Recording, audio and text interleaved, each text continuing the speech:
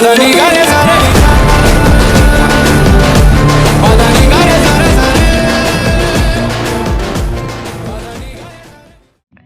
Guys, எல்லாம் நல்லா இருக்கீங்க நம்புறேன். ஸோ நல்லா இருப்பீங்க.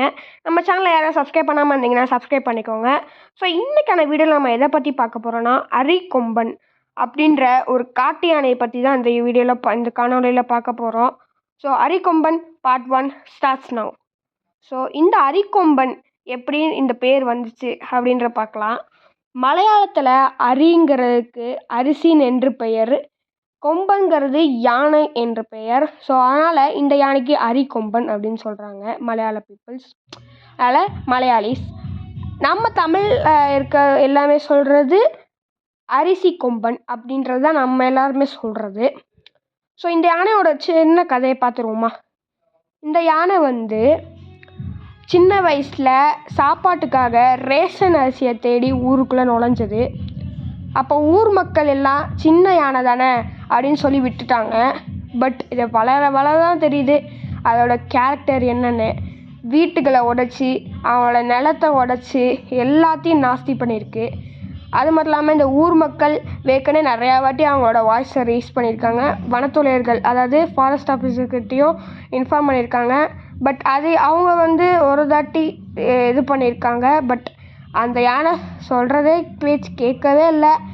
எல்லா யானையும் நம்மளால் கண்ட்ரோல் பண்ண முடியும், ஈவன் படையப்பா கூட கண்ட்ரோல் பண்ண முடியும். பட் இந்த யானையை கண்ட்ரோலே பண்ண முடியல. படையப்பா அப்படின்ற பெயர் நம்ம ரஜினி சார் நடித்த படையப்பா படம் கிடையாது, அது ஒரு யானை. அந்த யானைக்கு அந்த பெயர் நெக்ஸ்ட்டு டாக்குமெண்ட்ரியில் பார்த்துருவோம். இந்த யானை ரொம்பவே சேட்டை பிடிச்ச ஒரு உயிரினம். நம்ம தமிழ்நாட்டிலே இதை ஆட்டி படைச்சிது. அதாவது நம்ம மூணாரில் இது ரொம்ப பிரச்சனை கொடுத்துச்சு. அதுக்கப்புறம் தான் இப்போ கண்ட்ரோல் ஆகிருக்கு.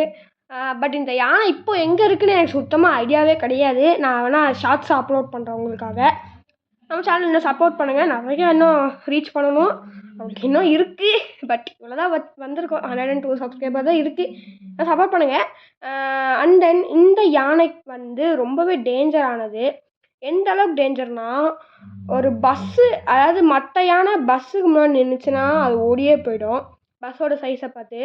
பட் இந்த யானை கேஎஸ்ஆர்டிசி பஸ் இருக்கு இல்லையா, அதுக்கு ஒத்தைக்கு இந்த யானை போகுதுங்க.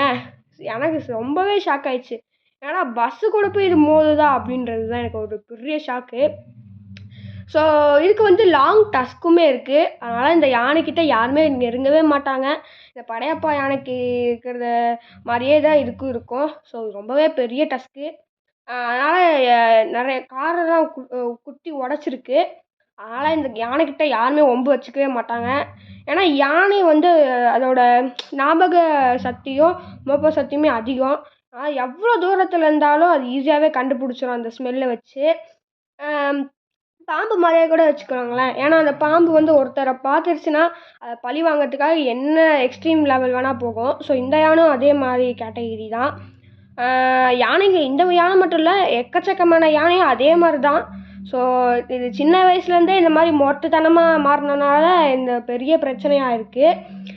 சின்ன வயசுல ஊர் மக்கள் ஏதாவது பண்ணி இருந்தாங்கன்னா கூட ஏதாவது நார்மலாக இருக்கும். ஆனால் இந்த அரிசி கொம்பனோட ஆட்டம் இன்னும் நிற்கவே இல்லைங்க.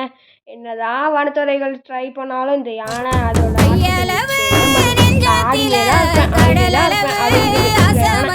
சரிங்க. நெக்ஸ்ட் வீடியோவில் பார்த்தீங்கன்னா படையப்பா வரப்போகுது.